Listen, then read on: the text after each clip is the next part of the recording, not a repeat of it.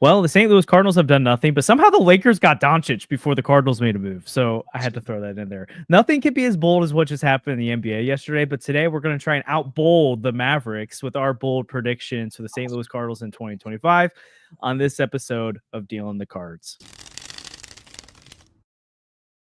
Hey, welcome back to Dealing the Cards. I'm Josh with Andrew and Sandy. Today we got the full squad. It feels like it's been a little bit since we've been able to pull that off. So excited to talk with you guys today. Obviously today we're talking about bold predictions, and just want to set the tone at the start that there's a reason we're calling them bold predictions. Like if someone just said Miles Mikolas makes 30 starts, cough cough. Actually, no, that's never mind. Sorry. If someone said Nootbaar got hurt in spring training, no one would be like, that's bold, right? Or like Wilson Contreras was a good hitter. It's like, okay, yeah, we know those things. We're trying to stretch our comfort zones a little bit. We're not saying all these things will actually happen. The odds that we get even more than one of these right for each of us is probably slim. But we want to talk about some, like, what are some like bold predictions of things that could happen, and kind of talk about how fun or not fun in some of the cases some of these things could be if they happen for the Cardinals this year. So yeah, we're just gonna jump right in with them today. Does anyone want to go first with a bold prediction they have? I mean, I can start us off. Yeah, you want me to stick it in the chat when I do? Yeah, we could throw it up on the screen for our also viewers. Someone in the chat, while we're doing this, please try to put the Luka trade in baseball terms for me. Yeah, some things around. I think I've got a pretty good one. Before we start, like, I compared it, just put a story out like a few minutes ago, like to the Albert Pujols leaving St. Louis, which I know is okay. So like obviously like the trade, that's a different thing. I want someone to put in baseball terms, but like the feeling of when Albert left, because like Luka has the potential to be a top 20 player of all time in the NBA, even better than that. Pujols is a top 20 player of all time. Like this isn't just Nato going to the Cardinals. Like this is a generational guy, like truly generational in his prime. The Mavericks are just in the finals last year. The Cardinals were coming off a World Series win. Both teams are like primed for contention, and they lost their star because the front office just decided to. Like Cardinals didn't want to give Pujols the contract. Apparently, Dallas didn't want to give Luka a contract. And it's like the max contract or like that kind of contract was built for guys like Albert and Luka, and you're like, nah, fam, we're out. I think it's different still though, because like whether we can admit it, like it probably feels the way it felt, but whether we can admit it or not, passing on Pujols was a really good idea for the Cardinals, and it saved the. Well, actually, seeing what he did in 2022, maybe him staying would have been really different. We'll never know. We'll never know. In the reality we live in, Albert Pujols was really like disappointing between 2012 and 2021, and I don't think it's going to be that way with Luka. He's a 5-time All-NBA first-team guy, 5-time All-Star, Rookie of the Year. He's on a Hall of Fame trajectory, and he's young. What's he, 25? Like, I would say it's like Gunnar Henderson getting traded, and none of us knew it was happening. Like, we knew Pujols may not come back because he was reaching free agency. Like, we had no idea. Or maybe, like, if the 2021 Nationals were still good and they traded Soto to another playoff team, and they got back nothing because they also got no value back for him. Like AD is kind of old. Well, okay, so here's the thing. Like, even if Pujols' contract overall ended up aging poorly for the Cardinals, if they would have won one more World Series when he was here, would it have been worth it? Yeah, but I mean, so think about it. He was an all-star, 850 OPS guy in 2012 when the Cardinals made the NLCS again. Who knows what he'd been like in 2013 with the Cardinals when they made the World Series, and you insert Albert Pujols into lineup. 2014, he was an all-star, and that was another year they made the NLCS. Like, so it's just like, we'll never know what would have happened, but I do think it's pretty crazy. So anyways, Sandy, hit us with a bold prediction. What do you think? So my first bold prediction is that Masyn Winn gets an MVP vote. I'm not saying a first place vote. I'm just saying, like, when you look at the list of guys that got MVP votes, Masyn Winn is going to be on there. Maybe he'll be in 26th place, so but he's going to get some down ballot support. And I think it's because this year, last year, Masyn Winn came in kind of under the radar. People knew who he was, obviously, but he didn't come in with the hype of some other top prospects that debuted last year. There was a lot of hype around some of the guys, like a Jackson Chourio or a Jackson Holiday or Paul Skeens when he came up. But I think Masyn Winn had a really great rookie season, and I think all Cardinals fans agree with me. I think this year he's going to get a lot of chances to hit near the top of the Cardinals lineup. I like him as a leadoff guy, but I wouldn't hate seeing him hit at the bottom either. But I think he's going to play every day. I think he's going to rack up a ton of value defensively. Last year, he was already a 4.0 B-WAR player as a rookie. That's unbelievable. And I think there's plenty of room for growth here. If we look at his baseball savant page, there's a lot of red on here, especially defensively and on the base paths. Winn's in the 87th percentile for sprint speed. A lot of guys that are slower than him steal a lot more bases than him. I think the Cardinals may turn him loose a little bit more this year now that he's kind of adjusted to the big league level. I also, again, the defense has the potential, if he takes another step forward, to be one of, if not the best shortstops in the National League. It's incredible. He's got the strongest arm in all of baseball, which is really fun. I mean, he literally has the strength of a pitcher over there at shortstop, and his range is great too. He covers a ton of space. I think Masyn Winn could take another leap with the glove. And then with the bat, there's still a lot to like here. Yeah, there's some blue in here. The in-game power that he seemed to develop at the AAA level didn't translate as well as we thought last year, but that's okay. He's still adjusting to big league pitching, and there were a lot of things to like. Chase rate, 35th percentile, wasn't awesome, but he didn't chase that often at the upper levels of the minor leagues. I think that could go down this year. I think there's room for him to improve there. One really good thing about him is when he did chase, he at least made contact. His whiff rate, 82nd percentile, and he almost never struck out, 17.1%, 76th percentile. There's room for this for these numbers to get even better as his plate discipline gets better. I think he's going to adjust well. I'm really excited for Winn. I think he could potentially be a 5.5 to 6.4 player if the defense takes a step up. And if he ends up hitting what we think is probably his 75th percentile projection of a 110 WRC plus, that's one of the most valuable players in baseball at that point. I like how you finished with that, because I think people are going to hear you saying you're glazing Winn too much and they're putting too much expectations on him. Like we were talking about here is the 80th, 90th percentile. Yeah, it's bold. This is bold. This is one of the best case scenarios for him, for sure. Yeah. I mean, I like it. What do you think, though? I think this is a fair conversation that Andrew and I kind of talked about last time with the Zips, Sandy. What do you think is that 40th percentile outcome for Winn this year, 30th, in the wrong direction? If he were to fall off a little bit, what do you think is a bad, maybe I'm not talking catastrophically bad season for him, but what does regression look like for him? And how likely do you think a regression season is for him? I don't think a regression season is super likely, because I think the floor is so high with Masyn Winn. The glove is so good. The arm is the best in the league, and he's really fast. No matter what, Masyn Winn's going to be out there making great plays defensively, and that's where almost all of his value came from last year. I mean, yeah, he was a slightly above league average hitter, 102 OPS plus or something like that. Was he a 99 WRC plus? I think he was 101 or something like that. Yeah, so those numbers are right in line. Maybe he drops a little bit, but he wasn't that lucky at the plate, especially for a guy like him that hit so many line drives. Masyn Winn's contact profile is a guy that's actually going to have a relatively high batting average a lot of the time. He's not striking out. It's not a Nolan Gorman where it's this guy may not touch the ball for a month. You're not seeing that with Masyn Winn. So no one's slump proof, but he's more slump proof than a streaky hitter like Gorman. So I really don't see a huge regression. But yeah, maybe a 40th percentile would be a 3.5 WAR player because of the defense and the speed. It's always going to be something playing in your favor here that I think should be talked about more with how good Masyn Winn was last year is the only player since 2000, age 22 or younger, to put up 4.9 WAR in a season, in an age 22 season or younger, is Trout, Harper, Machado, Soto, Correa, Tulowitzki, Guerrero Jr., Tatis Jr., Sizemore, Pujols, Hayward, Hank Bullock, forgot about that guy, Julio Rodriguez, Gunnar Henderson, Mookie Betts, Wander Franco, Corbin Carroll, Rafael Devers, Stanton, Seager, De La Cruz, Cabrera, and Miggy, Michael Harris the second, Francisco Lindor, and Ronald Acuna Jr. It's pretty darn good. They're the only guys who've done better, and pretty much all of them are all-star players. 4 or 5 of those guys total didn't go on to have great careers. Now, here's guys who posted 4.9 Winn, or 4.8 or slightly lower. It's Carl Crawford, Hanley Ramirez, Ozzie Albies, Evan Longoria, David Wright, and Carlos Correa. So it's if still Masyn Winn is any of those guys, that's unbelievable value. People forget how good Carl Crawford was. People forget how good some of these players have been.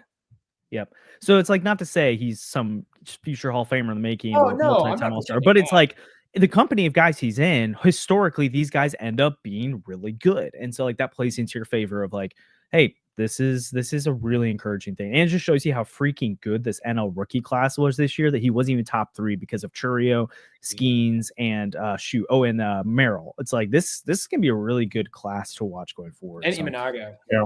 Well, some of our Cardinals writers friends voted for Imanago. I was like, why? Why? He shouldn't be eligible for rookie. Yeah. Well, like he also just didn't have as good of a season, like by WAR and by stuff like that. It's just hard to compare pitchers, but like if you look at MVP voting from last year, like there's so many like Ozuna finished 4th and had less WAR than Winn, and you have guys like Luis Ariz, who like why is he even on there? He had a 739 OPS, put up 1 WAR, and the writers like. Yeah, I don't know why the Luis Ariz thing will never make sense to me. Okay, high batting average, no power, no plate discipline, swings at stuff out of the zone and hits it. All right, let's move on to the next one because we each have 5, so we had to power through these. I won't take as long with my first one, but first bold predictions. Nootbaar's going to play center field this year. He'll start in 130 plus games and be a 4-win player at least. So I think this is the year that Nootbaar kind of makes good on his potential. This bakes in a little bit of him being better because he's on the field consistently and potentially gaining value of being in center field, being a 4+ win player.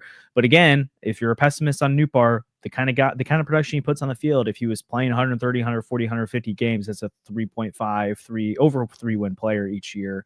It is bold because I think the indications from people like Derek Gould says Nootbaar is going to have a chance at center field this year.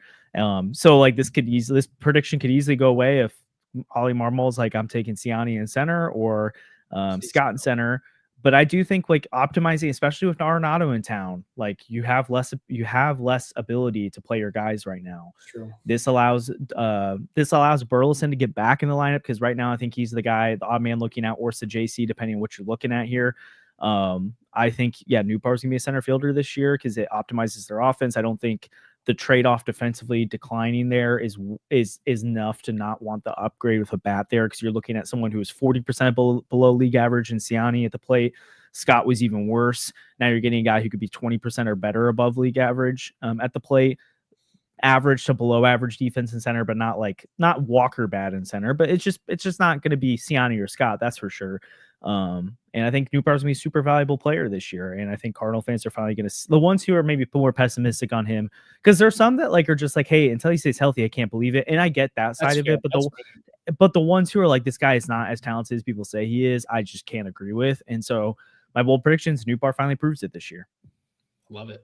I wonder who's been saying that for the last 2 years. I don't know. That's the frustrating thing with him, is it's like people like you say it, everyone says it every year. It's like, yeah, because he just needs to stay on the field. Like it's a thing. And also like Nootbaar isn't a guy who like through the minors had a ton of injuries, and 2022 he didn't really have much injuries either. It was just like, this hasn't been like all Nootbaar's ever been as an injury prone player. It's like 2023 he had some freak injuries, 2024 he had some freak injuries.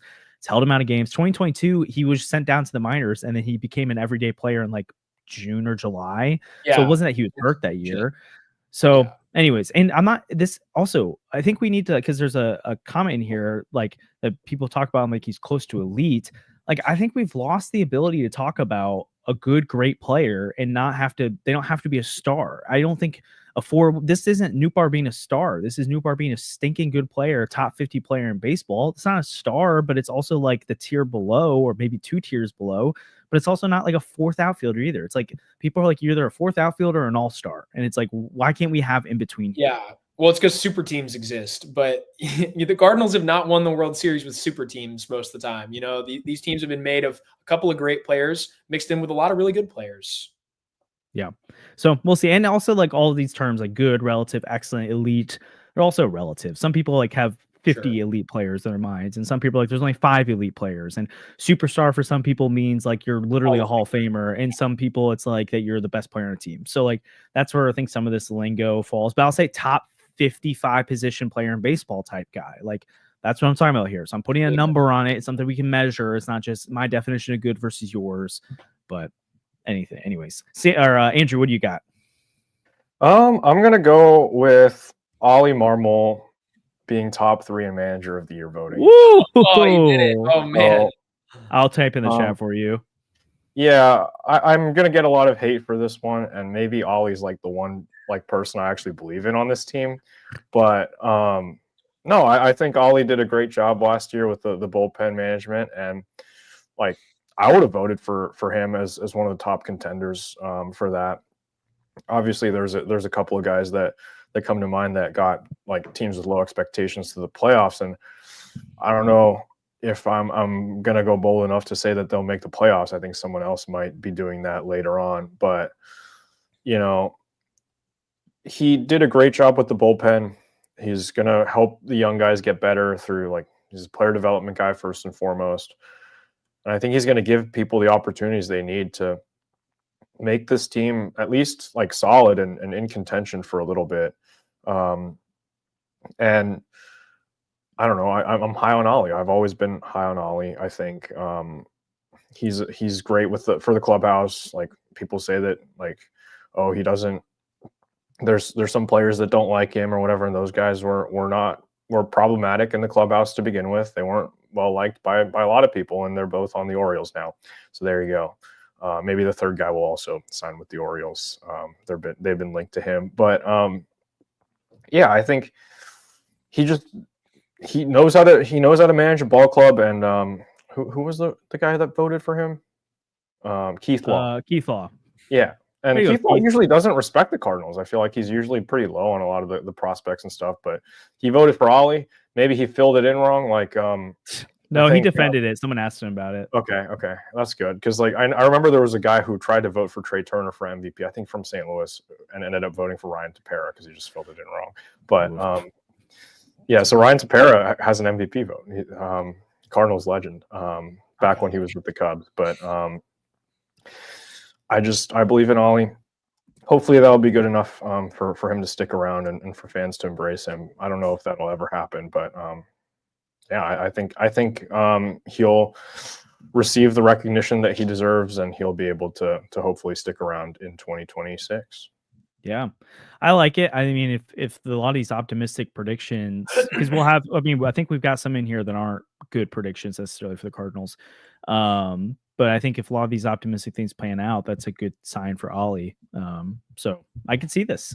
Or even if he's not top 3, at least, I don't know if Cardinal fans, like you said, will ever embrace him. Even if he finished top 3, they'd probably be like, how on earth this team should have won 10 more games than what he was able to do. But I do see a world where he gets his flowers this year if the team's better. So let's go ahead and thank a couple of our sponsors real quick before we continue on today's episode. First, as always, we're presented by 314 Sports Cards and Collectibles. They're located at 9640 Olive Boulevard in Olivet. Open 10 to 5 Monday through Friday, 9 to 4 on Saturdays. If you want a card like potential top 3 manager of the year right there, Oli Marmol, they've got those. They buy, sell, and trade all sports cards and Pokemon cards, and they have the newest selections of packs, boxes, and single players of local players, stars, and managers from around the league. If you want to check out whether it's a Masyn Winn 2-way card right there or whatever it is, go check out 314. They always have great deals. They've been awesome to us. And I know many of you already checked them out, so make sure you let them know we sent you if you head on in and go check out what they've got going on. And then also, we're proud to be partnered with Underdog Fantasy Sports. They're our favorite place to play fantasy games. You've got to go check out Pick'em. It's so easy to play. You just pick 2 to 8 stats of your favorite players and choose whether to go higher or lower. You can win up to 20 times your money by going 5 for 5. If that sounds like fun, sign up with our promo code CARDS, which is on the screen now, and you can click the link in our bio of the YouTube channel, and I believe on our podcast as well, to download the app. And you can claim your first free pick and first-time deposit offer up to $1,000 in bonus cash if you use our promo code CARDS. We can't wait to see your entries. I would bet the over on Luka points, or the higher on Luka points whenever he makes his debut for the Lakers, because, oh my gosh, that dude's going to have a fire underneath him. And then baseball's coming around the corner soon too, so have some stuff to talk about there. I don't know much about college basketball, but we can talk about that. So Sandy, another bold prediction from you. Yeah, so next up for me, going the wrong direction here, but I'll just say it. I think Alec Burleson is going to be disappointing this year. My exact words pre-show were Burleson will That's not what you put in the chat. He's going to say he's gonna terrible, period. Okay, look. I don't know why. It's a feeling I can't shake. And all offseason, it's this feeling of dread. Whenever he's been talked about on the podcast, I hold my tongue. I just feel it. And I've had this feeling before, and guys have stunk before, okay? I remember feeling this way about Ozuna. I remember feeling this way. It's bad, dude. It's scary. I don't think Burleson's a bad ball player. I feel the regression coming. So if you want to take a look at Burleson's year last year, there are clear positives. I'm pulling up these numbers here. There are obviously things to like, but also there were clear signs of maybe what's to come. In the second half of the season, he really slowed down. Burleson was off to a nice, strong start with some strong summer months, but in August and September, He was terrible. Last time that happened was Adam Wainwright. I'm not saying it's the same thing, of course not. But you all remember the feeling of watching Adam Wainwright struggle in September and then be unusable. I don't think he's going to be unusable. I don't think he'll be as bad as Gorman was last year, for example, but I think he's going to be disappointing. I see Cardinals fans talking about him being a linchpin in the lineup, one of the big bats, a keystone guy. I don't see that happening this year. I also think Alec Burleson is pretty close to maximizing his profile as an offensive player, right? Like, yeah, he never strikes out, but he's not going to strike out less. If anything, he'll strike out more at some point in his career. It's already 12%. That's 96th percentile. His whiff rate's super low. His chase rate's super low. These things don't have room to improve. His bat speed is really low, which is going to make it really hard for him to add power. He doesn't barrel the ball up enough. His hard hit rate is pretty middle of the road. For a guy with a contact profile like his, you'd want to see those things be better if you were banking on improvement. I'm nervous about that. I don't see him adding the power people keep saying that he's going to add. Yes, he's a big-bodied guy. That doesn't always mean power comes for free. The other thing here, Burleson, like the best version of him as a hitter is probably a high average guy. It's not like he was unlucky last year. 269 batting average to go to the 273 expected batting average. His WOBA was pretty close to being in line with his ex-WOBA. So if anything, like knowing the way things have worked out for the Cardinals, it could just get worse and he could actually be unlucky this year. But with a guy who's hitting for average so often and hitting so many singles and so few extra base hits from Alec Burleson, you'd want to see more speed. And Burley obviously has no speed. So I don't see him stretching more stuff into doubles. I don't see him beating out ground balls more often. He doesn't draw enough walks for me, 5.9% walk rate. Like maybe if he improved that, he'd be a better player, but he doesn't draw a lot of walks, like he makes contact too much with stuff out of the zone. So I don't know. That's just how I feel about it. I think he's close to maximizing his profile, I think is the main thing. Okay. I mean, okay. So a couple questions though. And because obviously too, like, I think the weird spot we're in at the Cardinals is they have so many guys that you could say, hey, this guy could be pretty good. But also we know that the odds that it all works out is pretty low. And so whether it's Burleson, Gorman, Walker, Winn, Scott, like one of these guys or more of these guys is probably not going to pan out this year. So like, I don't like being the guy to predict which young guy isn't because I like them all. I guess for you, what do you mean Burleson? Like what's the power number you don't think Burleson can get to? Is a question I have. Because he had 17 home runs in the first half last year. Yeah, that's pretty good, but he only hit 4 after that. Yeah, so like that's the problem. I worry his home run total will drop. Okay. I don't think he's going to hit 20 homers this year. Yeah, I mean, I could see it. Burleson to do that. I think, I mean, especially if Burleson can figure out how not to be atrocious against left-handed pitching, like that's an easy way to regain some offensive value, even if he regresses against righties. You can't even use him against lefties, though. And the Cardinals did a lot last year, so maybe the usage will be better. Yeah, potentially. But also, he's not like I see people projecting massive growth for Burleson, and I just don't see it. I don't see it. If you can't use him against left-handed pitching, if you can't play him in the field some of the time, because, I mean, he really is a bad defender. At times he looked competent last year, and then at other times it's like, how is he here? Yeah. I just can't see it. I mean, it is. I mean, Jackie's putting in the chat. I mean, it is kind of funny comparison when you think of Nootbaar. It's like both of these guys are like the batted ball guys and the ex-WOBAs and all of that metrics. It's true. And so we defend Noop. Hey, I will say, Jackie, I'm not on the Burleson will be terrible bandwagon. That's Sandy's. It's not a bandwagon. I don't want let me clarify. I don't want him to be terrible. Please don't hate me for this. I love Alec Burleson. I call him Big Burley, and I go crazy for him.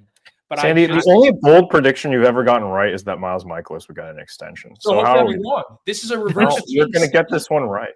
Shut up. I appreciate that you went negative here because we'll get clowned if we just do all positive stuff. Like I think I have a negative. Oh yeah, I do have a negative one in here because you'll see later. It's a positive fun thing, but it's because something negative would have had to happen. But like if we don't have bold predictions negative, then we're gonna get clowned either way. So there's no way to win these days. But yeah. Anyways, okay. Sorry, I didn't get my second prediction ready, so I'm gonna do it. Say it out loud and put it in here. My second bold prediction is that Brendan Donovan will be an all-star in 2025. Now part of this is a little bit tricky because like if Brendan Donovan doesn't have a set position because of this Nato stuff, it might be difficult, or if he's a left fielder, that it becomes a lot stronger of competition. But especially if he can end up being the everyday second baseman, I think this is a lock. Again, Brendan Donovan for a career is a 119 WRC plus guy. We saw in 2022, he's like a 127 WRC plus guy. You could argue, and it's kind of true, I think this was the worst year offensively from Brendan Donovan this past year, and he was coming off of missing the entire second half of 2023, so I could see how maybe he was adjusting, getting things figured out. He was also trying to add some more power to his game, so you saw his walk numbers go down. His OBP wasn't elite like it used to be. He's top 15 in all of baseball since coming into the league in 2022. He just wasn't like that last year. Also, like, there are times where Brendan Donovan was like your cleanup hitter because the lineup was so bad. So like, if this lineup can be better around him, I think that puts him in. I mean, it just makes everyone else better when you have support around you. But I'm gonna go on Brendan Donovan All-Star campaign, and I really, really, really hope that the industry realizes how stinking good Donovan is, even if he isn't set at second base, that they give him the respect he deserves if he's bouncing around. I kind of wish there was like a utility option for the All-Star team. I was gonna say I could see that becoming a thing in the near future. They already added the utility Gold Glove. And even though Zobrist didn't get any votes, like, there were people on the outside saying, hey, utility guys are a different animal here. Yeah. So maybe, and I feel like as a starter, it'd just be tough to make it if he doesn't have a set position. But like, I think as a bench spot, especially when it's the coaches voting and stuff, I think people will respect the heck out of Donovan if he's putting up the offensive numbers he can. I don't know if we talked about this on the podcast, Andrew, at all, but we did. But I did tweet out about it and write about it recently. Donovan has a 119 WRC plus as a utility player since entering 2022. The only player in baseball, or so there's players who've played he's played 30 plus games at 5 different positions since he debuted. The next closest in terms of offensive production who's played 30 plus games at 5 positions is Chris Taylor, and he's a 93 WRC plus. So he's 7% below league average. Donovan is 19% better than league average and has started 30 plus games in left field, right field, second base, first base, or third base, and has also played some shortstop. Like, he's a different utility guy than a Tommy Edman who can play elite defense at 2 premium positions. But this is a guy, Donovan, you can put at multiple different important positions. He can play good defense there, and he has really good offensive production. I'll say Brendan Donovan's an all-star. I love it. I'm on the bandwagon with you. I love it. All right, Andrew, what you got? Well, sorry. Because Kareem is in our chat, I'm going to go with my negative. Oh, yeah. This one's dedicated to Kareem. I'm going to say that. That one.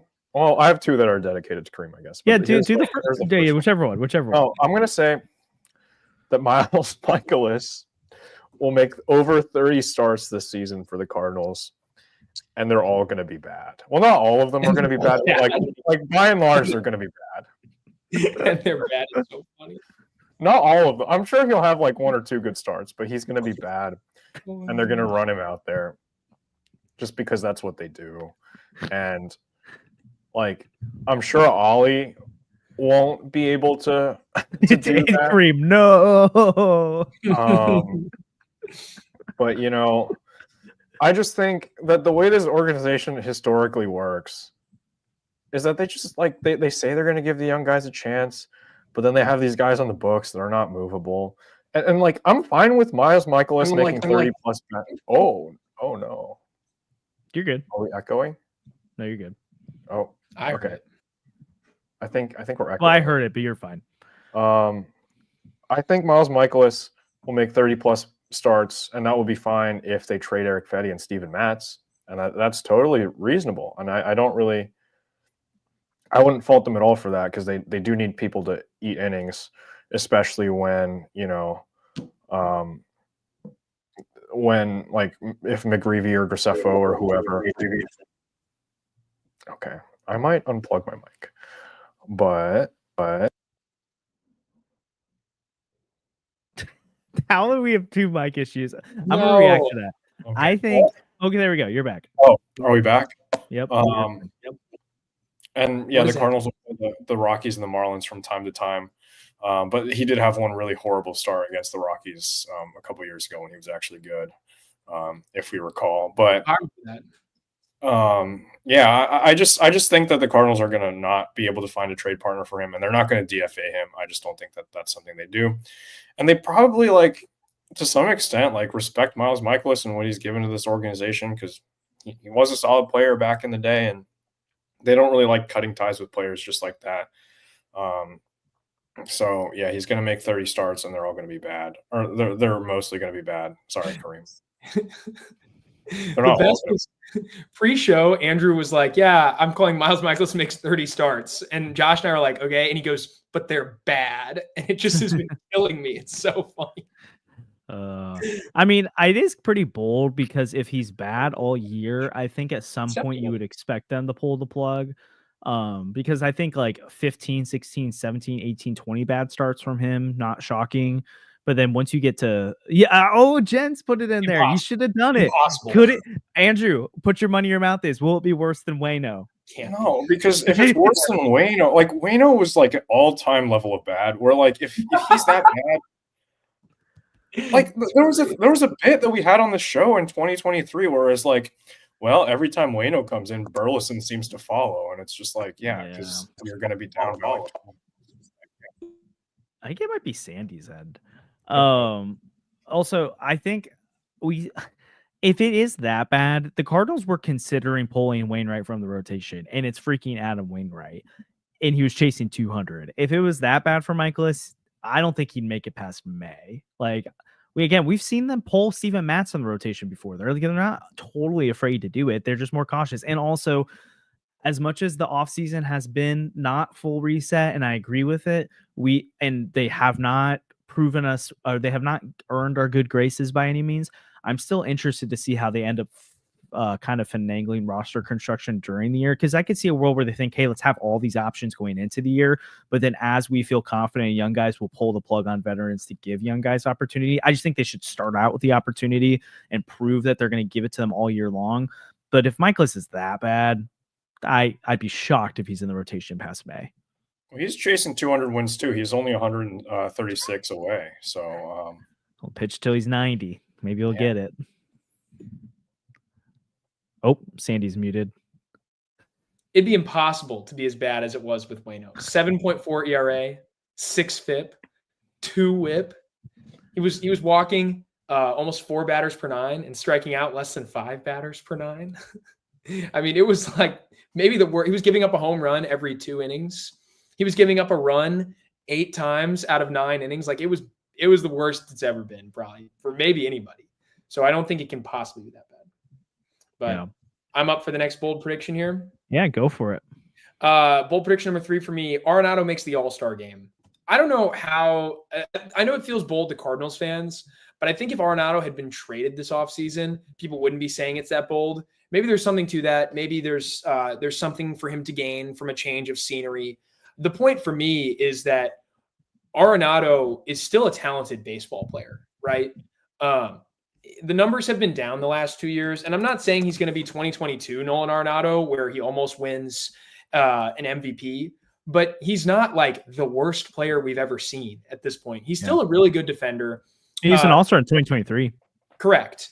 And maybe some of it is name value, but that helps when your name's Nolan Arenado. It still helps. If Arenado can be his 2023 self, which is a 108 OPS plus, like, maybe he is an all-star. Also, his defense last year was actually better than it was in 2023. He got closer to what he was before. And he ended up being worth more B-WAR last year than he was in 2023, even though the offensive production took another small step down.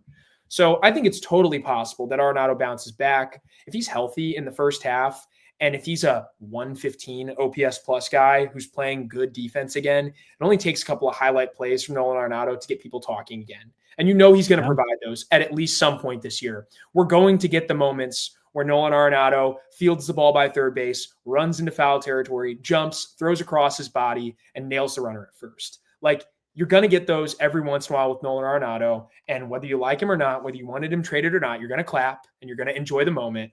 And I think it's going to be nice. You know, if he's going to be on the team, let's at least get excited about having Nolan Arenado on our team still. You know, this is a guy that for a long time, people were talking about being a surefire Hall of Famer. And I still think he's got plenty of opportunity to make that happen in his career.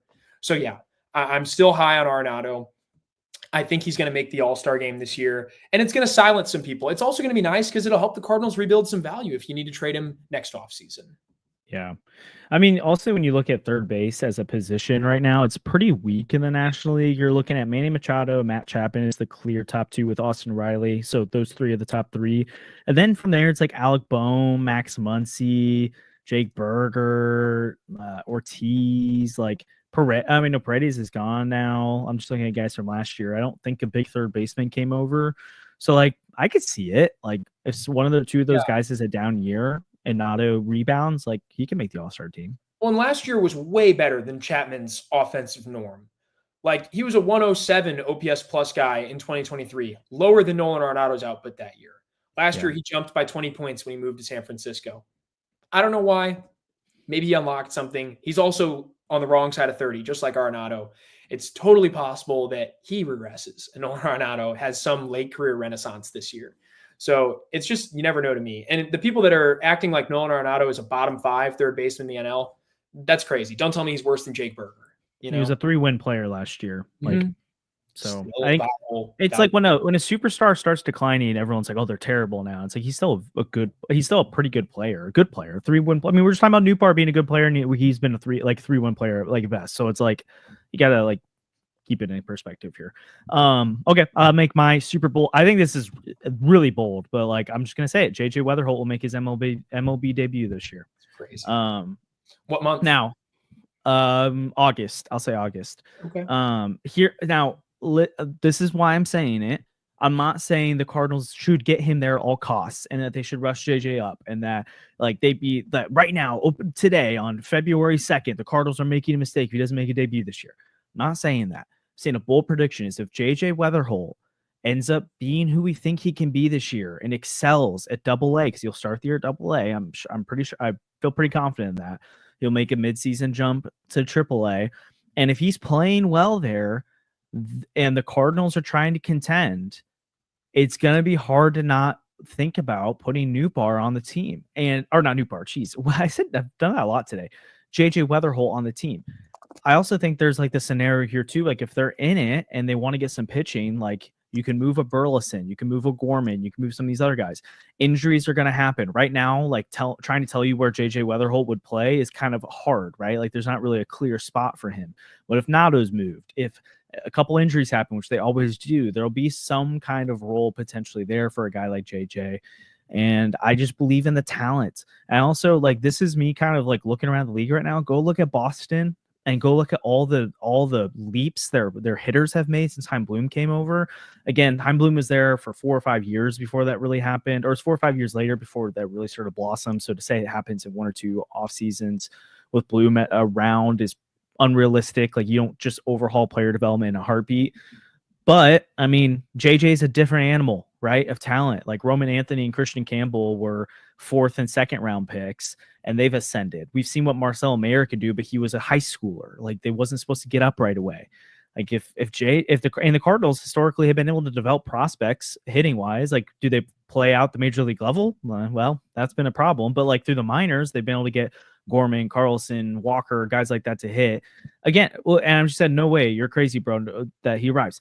Bold prediction. Bold. Emphasis on bold prediction. I'm not saying if I was making my regular predictions right now, I would not be predicting JJ Wetherholt is in St. Louis. But a bold prediction is I can see a world where the Cardinals are in contention. They want to find a way to make the playoffs. They want to excite the fan base down the stretch. The DeWitts are dying for Busch Stadium to be filled during like a playoff push. You get JJ Wetherholt up there to get fans in the seats. Like they're going to start thinking like that a little bit more than we think we're like, they're not going to, like if fans are not coming to the stadium, I know the pitching side's more of where the annoying names are right now. They're going to if there's a guy that they think is close to being ready. And also like, what does Mo have to lose? He's going to want to win this year. If he thinks there's a chance JJ helps with it, go for it. And also again, I'm not predicting the Cardinals are going to make the playoffs, but I'm saying this is a bold scenario where if the Cardinals are, even if they think they're in it, like, again, most of us thought they were out of it by late August last year, and they played through middle of September thinking they had a chance. If the Cardinals think they're in it, I think they might go the JJ card if he's playing well enough.